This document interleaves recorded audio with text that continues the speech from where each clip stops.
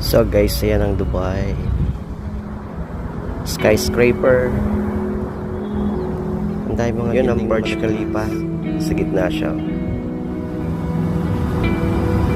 Ako nga pala sa Red.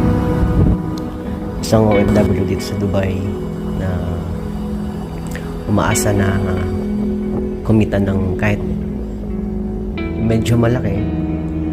Pero hindi ko iniisip na makapagtrabaho dito sa Dubai kasi hindi naman talaga ito yung dahilan kung bakit ako nandito.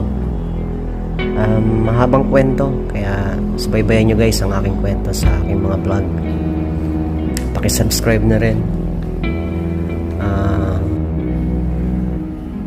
Yun lang po, maraming salamat. Please subscribe my channel. Galing na rin ako ng Saudi, so dahil maraming mga opportunity na pwedeng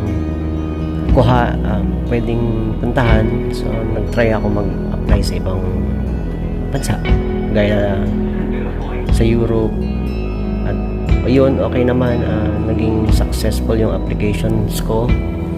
Tapos yun nga lang, alam niyo man na sa atin sa Pilipinas napakaraming kailangan ng mga ahensya, kaya napunta ako dito sa Dubai.